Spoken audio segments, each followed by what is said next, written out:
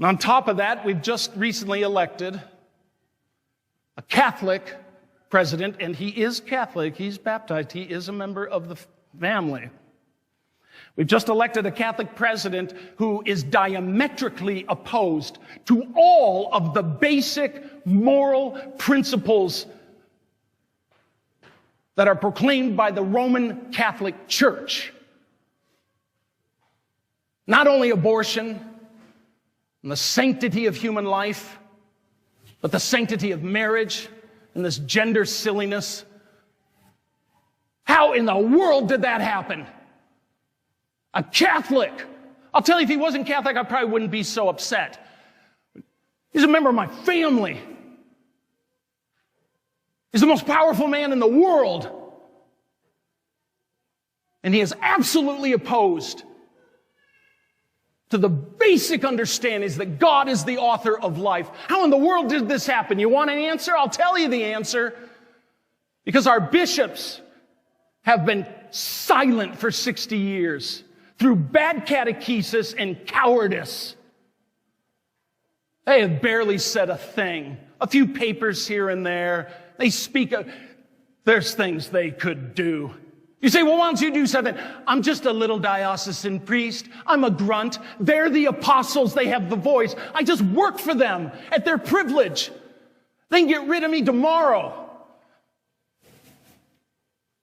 How have they allowed this to happen?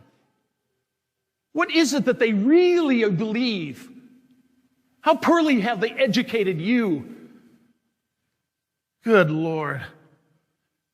Can you imagine if in 2012, Mitt Romney, who was running for president, Mitt Romney, who was a Mormon, a member of the LDS Church, when he was running against President Barack Obama, if he were a cigar-smoking, whiskey-drinking, coffee-drinking Mormon, can you imagine if he had won the presidency? The Mormon Church would have gone apoplectic.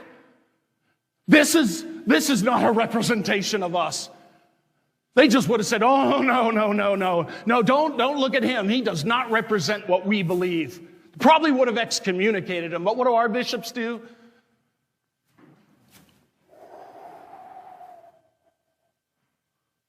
They just let it snow.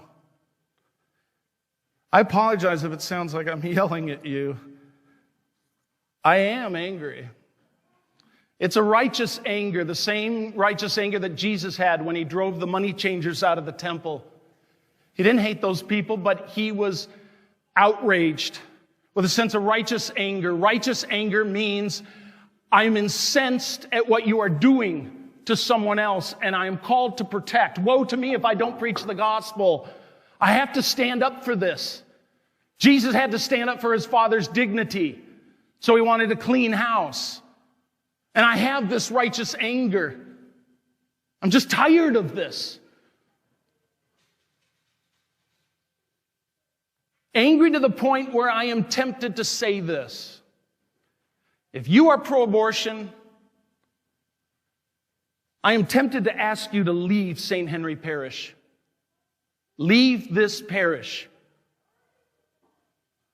Tempted to say that. Because then I think, where would you go? This is not just this parish that teaches this. This is the Catholic Church, the Holy Catholic Church of God that teaches this. What parish would accept your views? Sadly, you would find one. And that is an indictment against the bishops. But God help that parish that would let your ideas foster in their parish. And so instead, I will not ask you to leave. Why? Because this may be your only chance to repent, to change your mind, and to come to know the truth and finally embrace it. So I won't ask you to leave. This is your chance for salvation. You are welcome here, even if you're pro-abortion. But your ideas are not welcome here, and they will be given no quarter. The same with Joe Biden. He's a Catholic. He's a member of the family. If for some reason he would be in Buckeye on a Sunday, Joe Biden is welcome to come to Mass here. His ideas are not welcome here.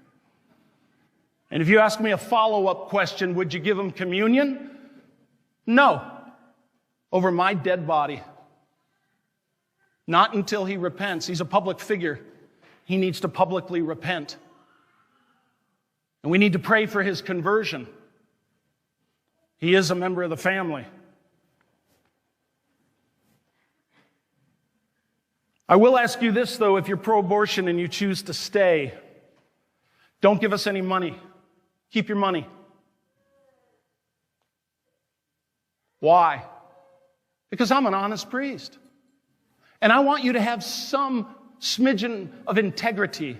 Why in the world would you give money to an organization whose ideas are contrary to what you believe? Don't give money to this parish. Don't give money to any Catholic charity, any Catholic organization. Why would you do such a thing? I hate Planned Parenthood and what they do. I hate the fact that the government funds this private organization to continue evil at my expense as a taxpayer. Oh, I do pay taxes.